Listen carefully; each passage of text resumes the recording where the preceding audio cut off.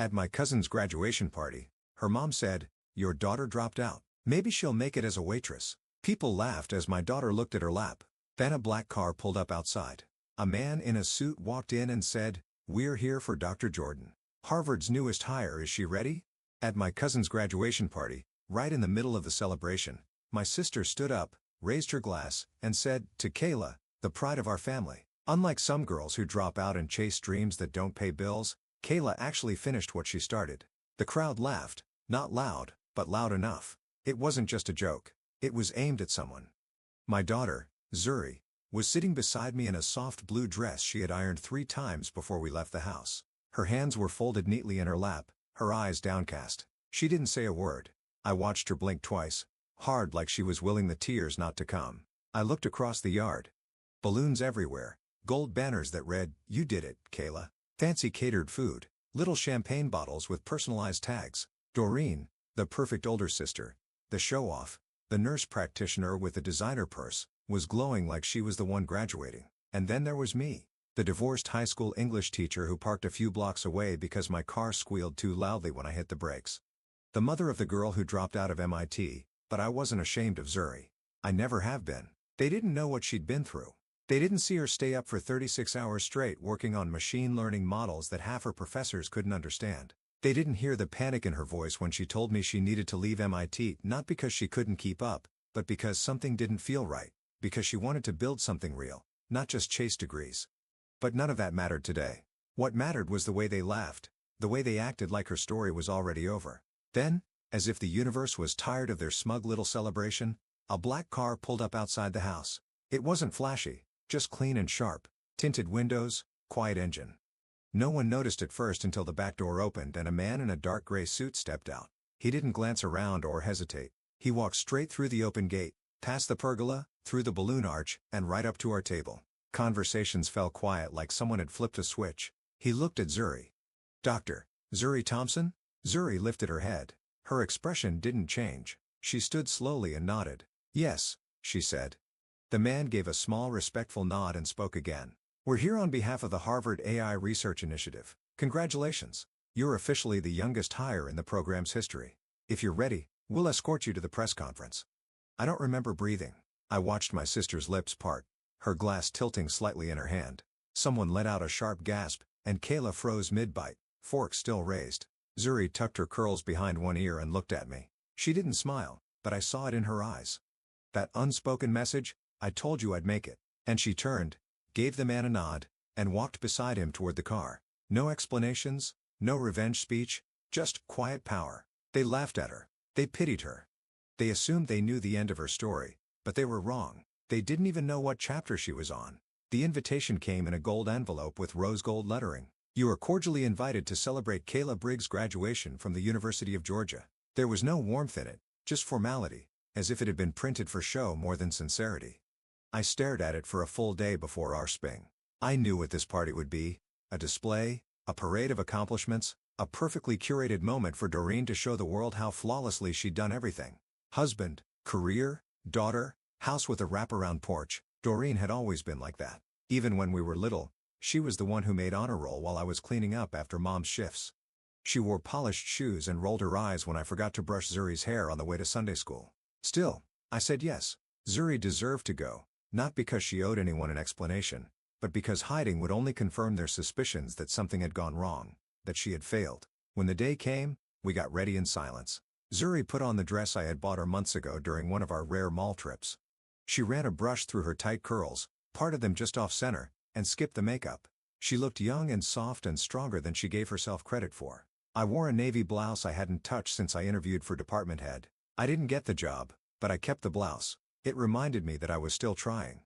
On the drive there, I watched her through the rearview mirror. Her eyes were focused out the window, locked on a world she didn't feel part of anymore. I wanted to say something comforting, something motherly and profound, but every phrase that came to mind felt too small, too late. So I just said, "You okay?" She nodded once. Fine. It wasn't fine, but I let it be. Doreen's house looked like something out of a magazine. White brick, flower beds so precise they didn't seem real, a custom banner stretching across the porch, cars lined both sides of the street. I parked around the corner so no one would hear my brakes squeal. Zuri got out without hesitation. her back straight, her face unreadable. Inside the backyard, it was everything I expected. String lights hung above white linen tables. There was a chocolate fountain and a champagne bar with flutes already half filled. Kayla stood near the center, surrounded by friends in sundresses and button-downs, laughing like nothing had ever been difficult in her life. Doreen spotted us and waved, but there was something tight in her smile. I walked toward her with Zuri beside me, holding my breath against whatever was coming. "You made it," Doreen said. "I wasn't sure you'd come." "We said we would," I replied, keeping my voice even. Her eyes shifted to Zuri. "And you look rested." "That's good. Sometimes rest is all someone needs when they're figuring things out." Zuri gave a polite smile, but said nothing. I introduced Zuri to a few distant cousins she hadn't seen since she was a teenager. The conversations were light but layered with subtle tension. People said things like, "So what's next?" and "still taking a break," as if she were stuck instead of evolving. There was music playing, something soft and jazzy, but it couldn't drown out the small loaded remarks. I noticed how people looked at Kayla with admiration and at Zuri with quiet concern, like she was a cautionary tale whispered about at dinner tables. Every few minutes, I caught myself scanning the crowd, looking for escape routes or friendly faces. There weren't many, just people who used to know us who thought they still did. Zuri excused herself to get a soda and stayed near the food table, watching the speeches begin. I stayed back, arms crossed, pretending to listen as Doreen's husband toasted Kayla's brilliance and dedication. When Doreen stood to speak, I saw her look in our direction, not directly at Zuri, but near enough to draw attention. "Some kids just know what they want," she said, lifting her glass. "They don't flinch. They stay the course. They finish what they start." It wasn't subtle. It was a warning shot, a performance disguised as a compliment. Zuri didn't react. She just took a sip from her cup and looked out over the crowd. I saw the flicker in her expression. It wasn't anger. It wasn't hurt. It was something quieter, something that settled deep. That was the moment I realized we weren't just attending a graduation party. We were walking through a battlefield. Doreen always knew how to aim a knife without raising her voice. Her words sliced clean and fast, hidden behind polite tones and fake concern.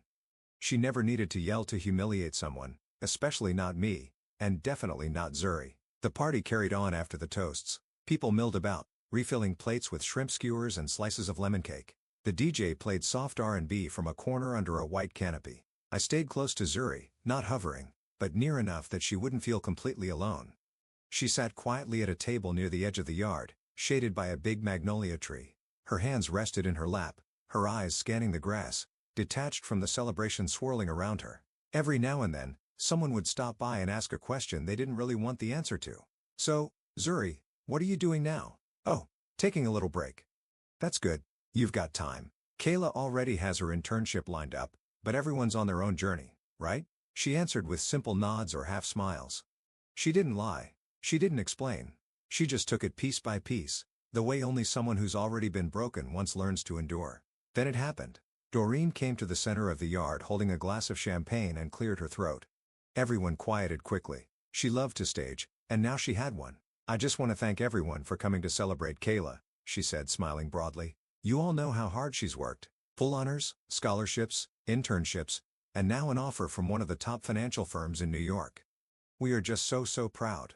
People clapped. Cameras flashed. Kayla beamed beside her mother, perfectly framed by the sun and the glittering banner behind her. Doreen wasn't finished.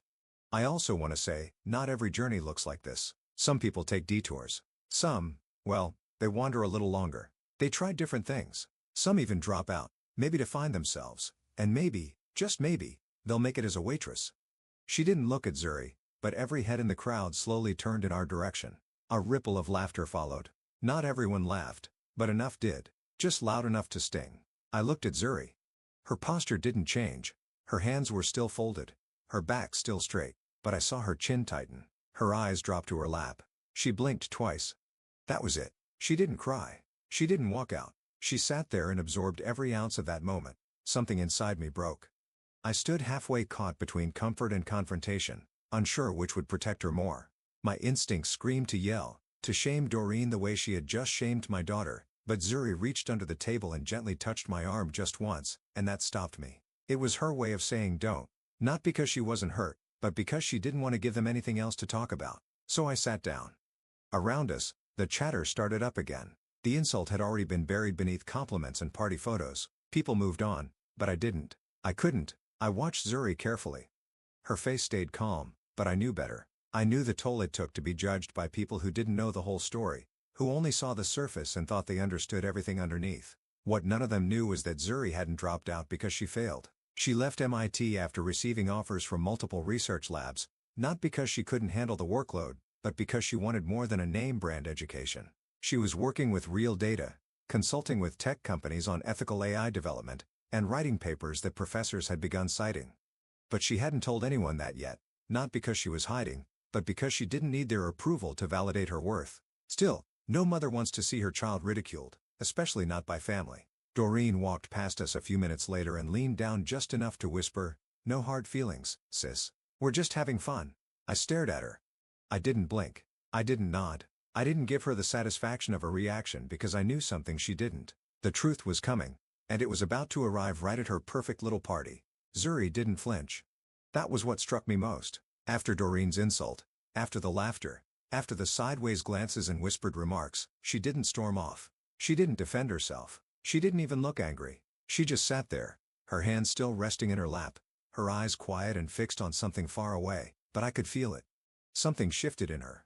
It wasn't dramatic or visible to anyone else, but I felt it like a change in air pressure. She had taken the hit and decided in that moment how she would respond, not with words, not with drama, but with presence. I leaned in a little, keeping my voice low so only she could hear. "You okay?" She didn't answer right away, then she nodded once and said, "I'm not mad. I'm just done pretending." That sentence hit me harder than I expected. I had spent so much time encouraging her to protect her peace, to stay above the noise, to let people think what they wanted, but I realized now that silence had a price. Every time she let them underestimate her, she had been carrying the weight of that misunderstanding. Today, she had reached her limit. She stood up slowly, smoothed the hem of her dress, straightened her shoulders. "I'm going to get some air," she said. I watched her walk away from the table, not toward the house or the food table, but toward the edge of the yard where the gate opened to the front driveway. I wanted to follow her, but I knew I needed to let her move on her own terms.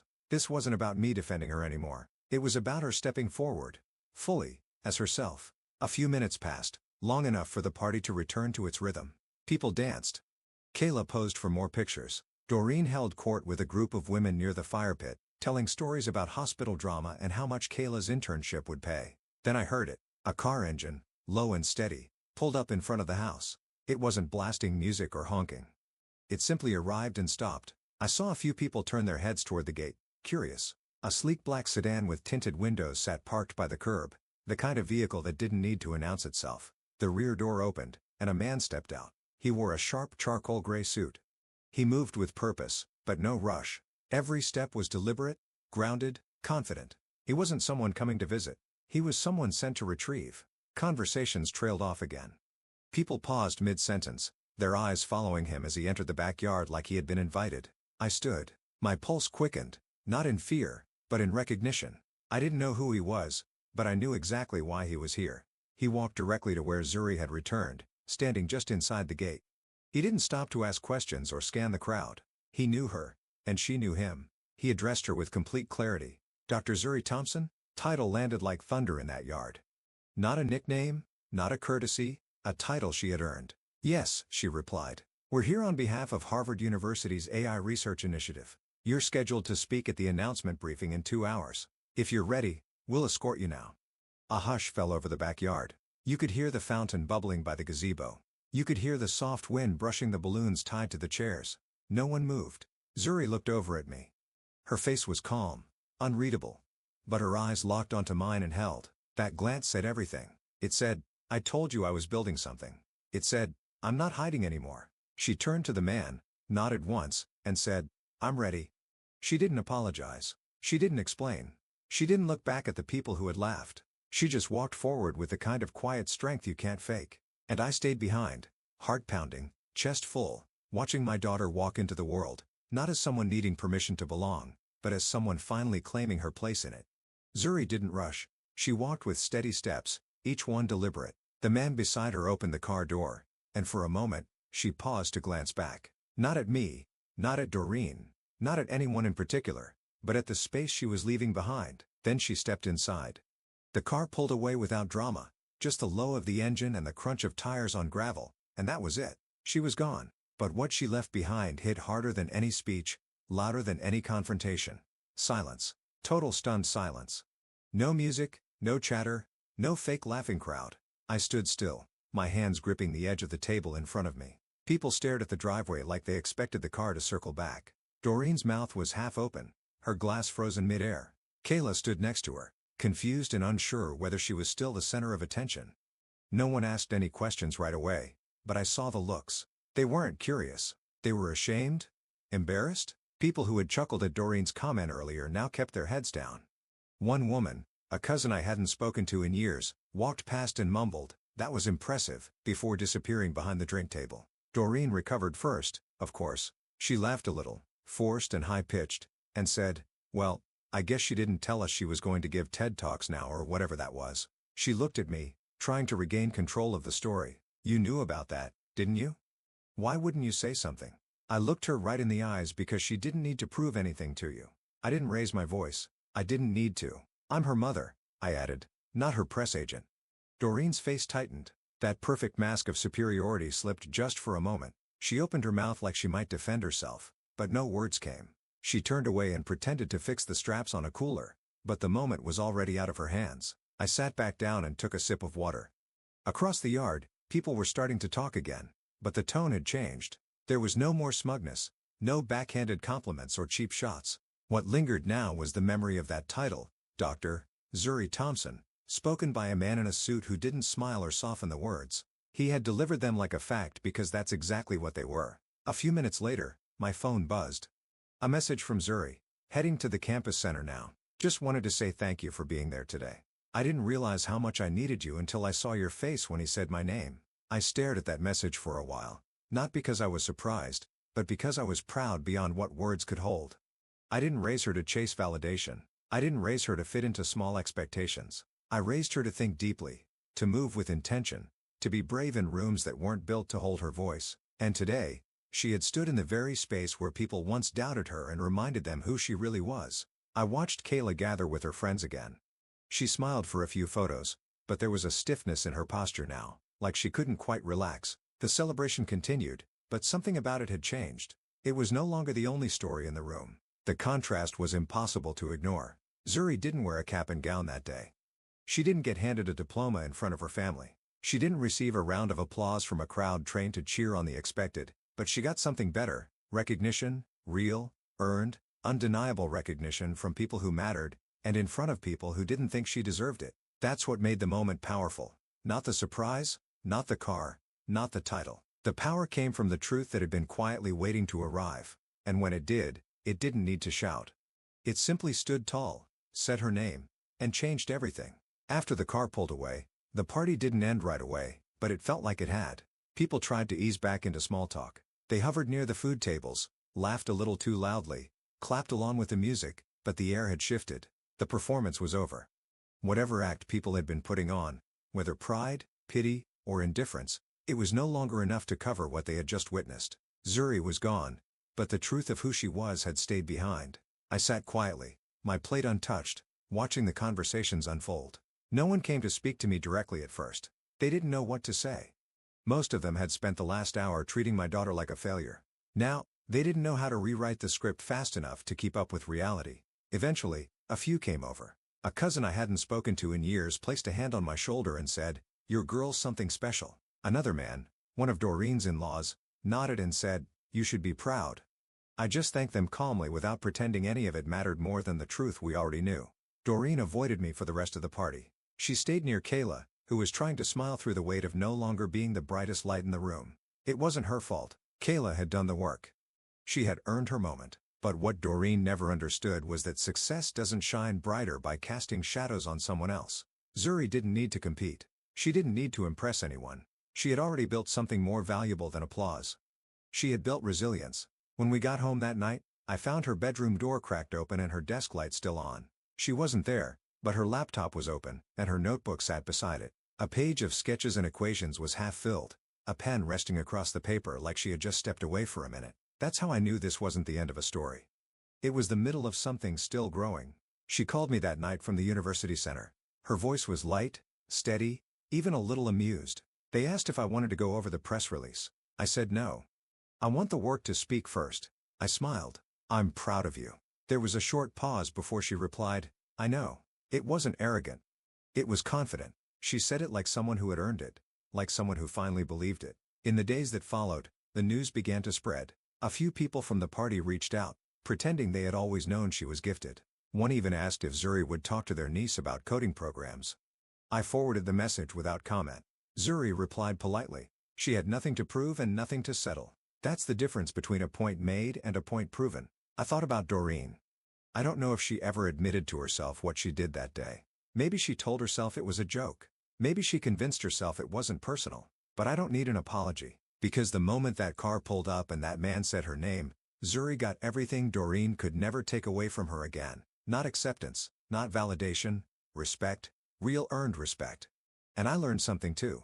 As a mother, you fight so hard to protect your child from pain, but there comes a moment when protection becomes permission. Permission to rise, to speak, to walk into the room as themselves and stop apologizing for their path. That day, I didn't defend Zuri. I didn't interrupt. I didn't try to rewrite the story. I just stood still and let her own it, and she did. So let them laugh. Let them gossip. Let them draw conclusions before the story is finished. Because when the truth arrives, it doesn't ask for applause. It simply walks in, says your name, and waits for you to rise. And my daughter rose. That day taught me something I won't forget. Not every victory is loud. Not every triumph comes with cheers. Some of the most powerful moments are quiet. A girl standing up after being dismissed. A car pulling up at the exact right time. A name spoken with the respect it always deserved. If this story reminded you of someone you believe in, someone who's been doubted, underestimated, or laughed at, I hope you share this with them. Let them know their story isn't over. Let them know their moment is coming.